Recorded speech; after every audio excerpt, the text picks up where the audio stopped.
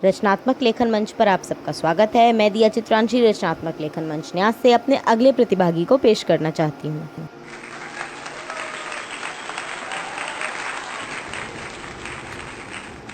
रचनात्मक लेखन मंच न्यास वाराणसी द्वारा आयोजित मुंशी प्रेमचंद जी के संदर्भ में 5 मिनट ऑडियो वीडियो प्रतियोगिता में सभी को नमस्ते।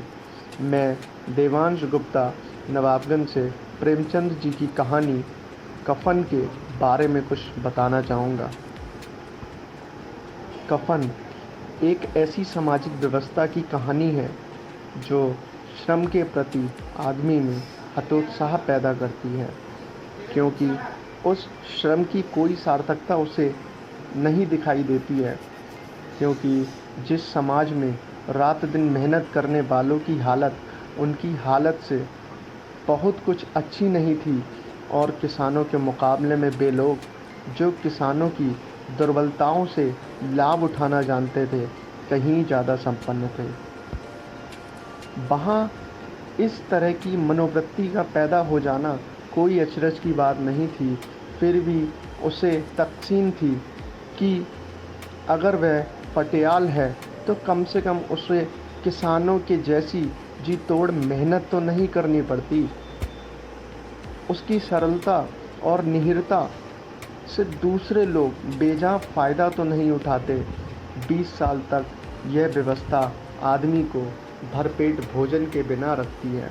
इसलिए आवश्यक नहीं कि अपने परिवार के ही एक सदस्य के मरने जीने से ज़्यादा चिंता उन्हें अपने पेट भरने की होती है।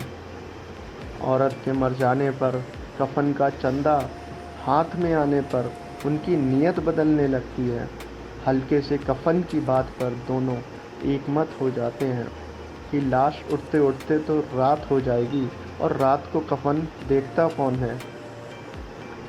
कफन लाश के साथ जल ही तो जाता है, और फिर उस हल्के कफन के लिए बिना ही ये लोग उस कफन के चंदे के पैसे को शराब, पूड़ियों, चटनी, अचार और कलेजियों पर खर्च कर देते हैं। अपने भोजन की तृप्ति से ही दोनों बुद्धियों की सदंती की कल्पना कर लेते हैं। हमारी आत्मा प्रसन्न हो रही है तो क्या उसे सुख नहीं मिलेगा? जरूर से ज़रूर मिलेगा। भगवान तुम अंतर्यामी हो, उसे बैकुंठ ले जाना। अपनी आत्मा की प्रसन्नता पहले ज़रूरी है। संसार और भगवान की प्रसन्नता की कोई ज़रूरत है भी तो बाद में। अपनी उम्र के अनुरूप घीसू ज़्यादा समझदार है। उसे मालूम है कि लोग कफन की व्यवस्था करेंगे, भले ही इस बार रुपया उसके हाथ में ना आवे। नशे की हालत में माधव जब पत्नी के अथाह दुख भोगने की सोचकर रोने लगता है तो घीसू उसे चुप कराता है।